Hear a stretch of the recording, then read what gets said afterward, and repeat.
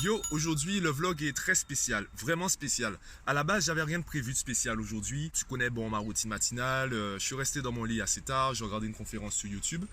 Et ensuite, je suis passé à la salle de sport. Et après... Salutations, moi je vlog aujourd'hui, c'est moi qui vlog, ouais, moi je vlog, voilà. Alors aujourd'hui on va vous parler de comment rater vos examens, parce que c'est la base de tout, tu vois, c'est la base. Si tu veux vraiment réussir dans la vie, il faut au moins que tu rates tes examens, il faut que tu échoues, voilà. Tu dis ça pour rigoler, mais je dis ça à mes élèves, hein. Tu peux pas réussir sans passer par l'échec. Tu es obligé d'échouer. Et le problème justement, c'est qu'on se met trop de pression en voulant réussir du premier coup.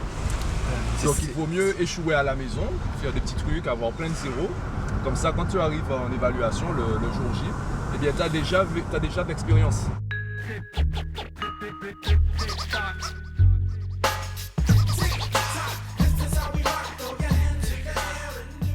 Et toi, ça c'était son trépied. Vous voyez un peu le truc, c'est-à-dire que si il pose ça par terre, eh ben il filme comme ça. C'est pas normal, c'est pas normal. Donc ça, tu vois, on va le foutre à la poubelle. Et là, il va ouvrir son truc et ça va pas être bon, donc on va devoir le ramener. On va lui dire non, j'accepte pas, c'est trop dégueulasse ce truc. Tu vas déchirer ça comme chez ta mère.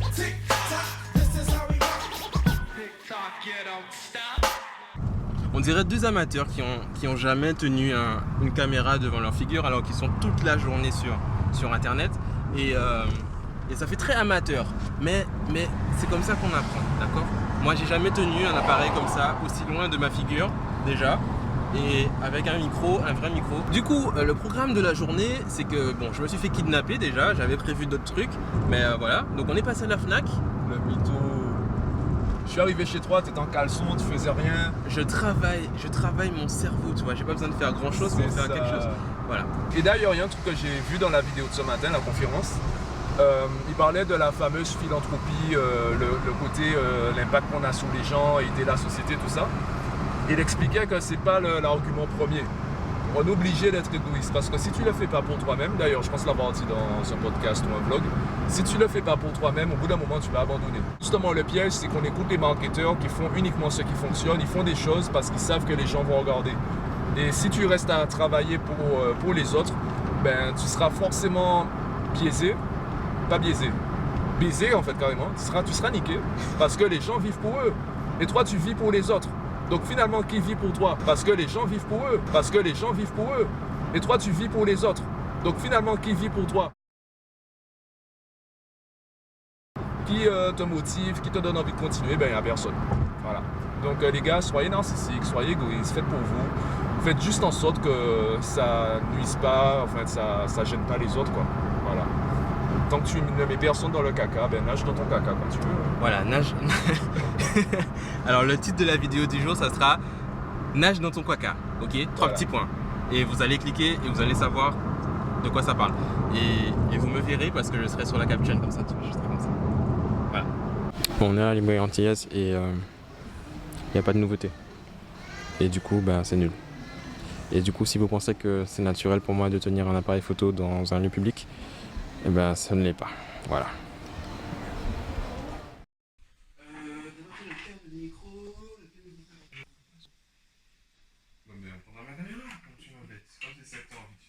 Donc finalement, on prend ta caméra. Donc aujourd'hui, tu filmes. Et tu pourras publier sur ta chaîne aussi? Non. Ah merde.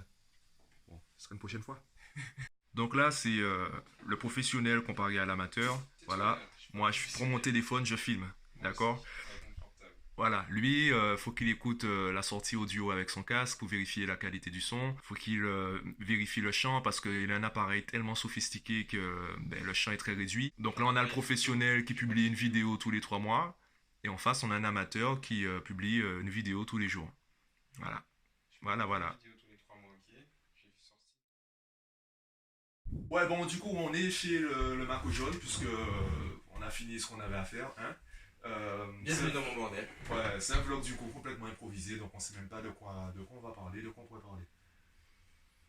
Il fait beau aujourd'hui. Bon, on parlait de l'échec. C'est vrai que j'ai déjà parlé plusieurs fois de cela. Et Ouais, moi ce que j'aime pas dans la société française, c'est que, ouais, en fait, il y a beaucoup de paroles qu'on répète, mais c'est souvent creux, parce que finalement, en fait, on fait pas. Même par rapport au podcast, au vlog, les gens vont toujours encourager. C'est un peu ce que je disais quand je parlais des gens qu'on voit comme des super-héros. C'est que toute personne qui se lance, à partir du moment où son résultat est plus ou moins potable et plaisant, on va la mettre sur un piédestal, cette personne. Et j'ai vu d'ailleurs un post Instagram de Gary Vee où il disait que si tu t'habitues, en fait, si tu prends du plaisir avec le feedback positif, ben tu seras pas dépendant, tu seras influencé par le feedback négatif. Ouais. Si tu écoutes les autres, en gros, même si tu as 1000 personnes qui vont mettre j'aime par exemple sur tes posts, eh ben, tu vas être influencé par les 5 personnes qui ont commenté négativement, alors que ça se trouve, c'est même pas 1% des gens qui ont regardé et apprécié ta vidéo, quoi. C'est beaucoup plus facile surtout sur Internet, c'est beaucoup plus facile pour les personnes qui n'aiment pas de dire qu'ils aiment pas que pour les personnes qui aiment de dire qu'ils aiment, en fait. J'ai remarqué ça aussi. Bah, du coup, en fait, c'est tout le temps le négatif qui réussit. Ouais, qui gagne. Et justement, moi, ce que j'ai remarqué, j'ai même tout dit 5 fois, c'est que lorsqu'on parle des critiques, en fait, on parle uniquement des critiques négatives. Et on veut pratiquement uniquement des critiques positives. Et justement, moi, en fait, pour moi, c'est problématique dans les deux sens. Les gens, en fait, qui partent dans le superlatif, ouais, cet artiste-là, il est trop bien, il est trop génial et tout. Pour moi, c'est aussi problématique parce que tu mets la personne sur un piédestal et tu lui imposes un rôle qu'elle n'a pas forcément voulu jouer. Et mais pour moi, en fait, ça rejoint ce qu'on disait sur l'échec, c'est qu'aujourd'hui, effectivement, on peut réussir plus rapidement, mais surtout, on peut échouer plus rapidement, plus facilement. Et tous ceux, en fait, qui ont un contenu viral, ben, c'est un peu ça, c'est que tu avais parlé une fois dans un podcast, un artiste, j'oublie son nom, qui publiait un son par jour. Ross. Wes. Bah, en fait, il y a. Et d'ailleurs, il y a même Oussama Hamar disait ça dans une conférence, c'est que tu peux échouer 1000 fois, il suffit d'un seul succès pour devenir super riche. Ouais. Et Gary Vee dit ça souvent dans ses vidéos, il dit que tu as un poste d'être célèbre ou famous ou ce que tu veux. mais le problème, c'est que les gens regardent juste ce post-là. Et d'ailleurs, Gary Vee disait, il répondait à une nana qui lui demandait comment faire du contenu viral. Et il répondait qu'en fait, lui, il fait pas de contenu viral, contenu viraux. Il fait du contenu pas consistant, constant. Voilà, il fait constamment du contenu. Et c'est la seule façon de créer du contenu viral, c'est de faire du contenu avec, entre guillemets, l'espoir que ça devienne viral. Mais tu peux pas contrôler ça. Parce que par définition, quelque chose de viral, en fait, si on pouvait créer un truc viral, ben en fait, tout le monde le ferait. Et ça serait plus viral. Et ça serait plus viral, du coup. Tu peux pas créer du contenu viral, en fait. Tu peux créer du contenu potentiellement viral ou à fort impact, on va dire. Mais le principe pour avoir un contenu viral, bah, c'est de faire du contenu, en fait. Tu peux pas vouloir faire un contenu et qu'il soit viral, quoi. Et c'est justement c'est ça dont les gens ont peur, c'est que les gens veulent connaître la phase exponentielle rapidement, mais pas la phase où personne te regarde. Et c'est pour ça que je disais du coup que faut vraiment être égoïste, faut vraiment le faire pour toi. Parce qu'au début, même ceux qui vont te dire c'est bien, ils vont te dire c'est bien, mais ils vont passer à autre chose. Ouais, c'est ça. Ils vont te dire c'est bien, mais ils ont même pas vu par exemple la vidéo complète. Ben après, il faut dire qu'on n'est pas, je pense on n'est pas éduqué, conditionné à donner des avis constructifs. Ouais. Parce que t'as des gens en fait, c'est comme la différence entre dire le film est surcoté et je n'ai pas apprécié ce film parce que c'est. Bon, on n'est pas habitué à donner un ressenti, on est habitué à donner quelque chose de rationnel, de logique. Dire ouais, là il manque, pour le cas de la photo, là il manque un peu de lumière ou la saturation, etc. Je disais ouais, mais moi je veux savoir ce que toi tu penses, comment toi tu vois le truc. Okay. Quel est ton ressenti? Comment tu te sens? Est-ce que ça, par exemple les couleurs te mettent bien ou ça crée de la méfiance chez toi? Comment toi tu réagis quand tu vois ça? Et ça, je pense qu'on n'est pas vraiment habitué à le faire. Du coup, lorsqu'on joue le personnage de celui qui crée, eh bien, on est limité par rapport à cela. Parce qu'on a du mal déjà à savoir qu'est-ce qui nous plaît nous. Et moi je le vois dans le fait de publier tous les jours. Eh bien, le soir, quand j'arrive chez moi et que je commence à monter, que les plans soient bons ou pas, faut faire avec. Ouais, oui, c'est sûr. C'est pour ça que du coup, je continue à publier tous les jours, je m'entraîne. J'essaie de pousser les autres à faire pareil, à filmer chez eux, à leur bureau, faire du contenu qui va certainement intéresser des gens. Moi, je filme tous les jours. C'est juste que je filme pas. Tu vois, c'est ça l'intérêt de publier tous les jours. Ouais. Après, t'es pas obligé de publier en public. Tu peux publier en privé, il n'y a que toi qui vois. Il y a un mec qui a mis ça dans un commentaire sur YouTube. Il disait que pendant 30 jours, il avait publié en privé tous les jours. Ok. Et c'est au bout, enfin, il a dit 30 jours, je pense que c'est au bout des 30 jours qu'il s'est senti apte, prêt à passer en public. Enfin, je pense pas qu'il ait mis en public les 30 premières vidéos, mais la 31e vidéo, elle était publique. Ok. Ouais, je vois. Et le simple fait de cliquer sur publier, ça veut dire que tu touches plus à la vidéo. Et d'où l'intérêt en fait du coup de la méthode de 90 jours. Ouais. Dont tu pourrais nous parler. La méthode des 4. Ouais. Je suis pas un bon exemple pour ça. Alors pourquoi je parle de la méthode 90 jours? En fait c'est une méthode que j'ai vue à plusieurs reprises sur internet. Déjà il y avait dans le livre GoPro d'Eric Coury. Également Marketing Mania, la chaîne de Stanislas Leloup, il utilise la méthode de 90 jours. Moi le problème que j'ai avec ça, et c'est le même problème que j'ai avec le livre L'effet cumulé, qui est ici. Voilà. C'est que c'est un peu froid. C'est un peu froid, c'est en mode tu te fixes cet objectif-là et tu y vas, que tu en aies envie ou pas. Par contre, ça peut intéresser des gens. Je l'ai testé, oui. Le premier plan 90 jours que j'avais fait, c'était pour démissionner. Ouais, je m'étais donné 90 jours pour quitter mon job. Du coup, j'ai quitté mon job après peut-être 140 jours, un truc comme ça. Enfin, j'ai dépassé le truc. Mais en tout cas, j'avais pris la décision de le faire. Et même si j'ai pas réussi à atteindre l'objectif au final, parce que 90 jours, c'était pas assez pour tout mettre en place et tout voir venir. Donc, mais au moins, toi, je me suis... Quand tu te fixes ce genre d'objectif, tu te dis dans le premier genre février, tu démissionnes. Et au final, même si tu le fais le 1er avril, mais ta décision a déjà été faite, donc toutes tes actions après sont axées dans ce sens-là et ça te met un petit coup de pied au cul. Comme tu disais, le plan de 90 jours que tu avais fait pour ta démission, mais du coup, tu avais échoué, parce que ça t'a pris plus de temps que prévu.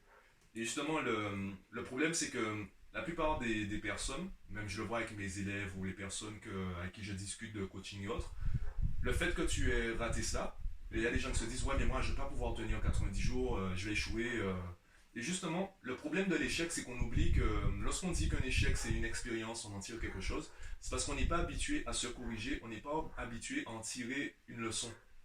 Et même à l'école, en fait, quand on te dit que c'est faux, ben ok, c'est faux. Et c'est pour ça que je dis par exemple à mes élèves de ne pas travailler pour la bonne note. Une note, c'est l'évaluation, ben, c'est pour évaluer le niveau. Et c'est après, c'est à toi de savoir si tu continues ou pas à bosser. Et c'est le cas en fait pour tous les échecs. J'ai des élèves qui m'ont dit ouais, j'ai commencé à faire un planning, mais bon, ce planning ça sert à rien parce que j'arrive pas à faire ci, j'arrive pas à faire ça. Et je leur répondais justement, avant que tu fasses le planning, ben, tu savais pas ça. Maintenant tu en as conscience. Quand tu te fixes 90 jours et finalement tu prends 140 jours, ben, tu te rends compte que tu as peut-être du mal à tenir sur les 90 jours. Donc c'est soit en fait tu dois travailler pour aller plus vite, soit en fait faut que au lieu de prendre des plans de 90 jours, tu prends des plans de 140 jours, au moins tu as une base. Tu es peut-être en retard, tu as peut-être échoué, mais au moins tu as quelque chose en fait à travailler. Ouais, c'est ça. Alors que si tu fais pas, si tu te contentes de dire ouais je vais échouer, je tente pas, tu n'as pas de succès, tu n'as pas d'échec, du coup tu n'as aucune matière à travailler pour progresser. Mais justement, les entrepreneurs, ce sont des gens qui échouent souvent et ce sont des rebelles de la société parce qu'à la base, celui qui sait faire n'a pas besoin de révolutionner le truc. Et c'est par exemple ceux qui font évoluer les langues, ce sont ceux qui ne savent pas parler la langue. Parce que si tu sais parler la langue, si tu maîtrises les règles, tu ne vas pas les changer. Tu restes dans ta zone de confort, tu ne vas pas changer quelque chose que tu maîtrises et qui te convient. Ouais. Donc ceux qui vont faire avancer les choses, ce sont ceux qui ne savent pas faire et qui se demandent comment je pourrais faire sachant que j'ai du mal à le faire comme c'est là. J'ai du mal à m'adapter à ce système-là, donc comment je pourrais le changer pour qu'il soit plus adapté à moi, à ma façon de faire. Exact. Et par exemple, moi en fait, l'expérience que j'ai avec mes élèves, et je le dis aux parents, c'est que moi j'étais un élève très paresseux. Je savais que je pouvais, j'adorais travailler, j'adorais les matières, pas forcément la partie scolaire où tu as un inconnu qui arrive en septembre et qui te dit il y a évaluation lundi. Ça je n'aimais pas, j'ai jamais aimé l'école à ce niveau-là. Mais j'aimais apprendre. Du coup, comme j'étais un élève paresseux, il y a plein de fois, en fait, je suis passé à côté de beaucoup de bonnes notes. Il y a des fois aussi, en fait, j'ai vu certaines méthodes qui étaient intéressantes. Du coup, ce que je dis à mes élèves, c'est que justement, vous avez probablement de meilleurs résultats que moi. Et c'est justement cette expérience-là que je peux vous partager. Je ne vais pas vous partager mes succès, je vais vous partager les leçons que j'ai apprises de mes échecs. Alors que celui qui réussit tout le temps, ben, il n'a rien à dire. Hein. Ouais. Voilà. Et on va s'arrêter sur ça, parce que je commence à avoir super faim. Est-ce que mon filme toujours? Ah ouais. Ouais, ça fait combien de minutes? Ça fait 23 minutes. 23 minutes qu'on parle là? Ouais, ma gueule. 24, Putain! 24 minutes. Bon, ben, la vidéo, ce sera pas sur IGTV. Je vais la mettre sur YouTube. Il y a des parties à couper. Ouais, il y a des parties à couper, mais avec les vidéos enregistrées dans la voiture et tout. Ah ouais, j'avoue. Bon, on va arrêter la vidéo sur ça, parce que ça fait déjà plus de 24 minutes qu'on parle ici, et il y a d'autres plans à ajouter. Donc, je termine le vlog sur ça, je commence le montage, et à ce soir, hein. Trust, I'm not saying I'm number one. I'm sorry, I lied. I'm number 1, 2, 3, 4, and 5.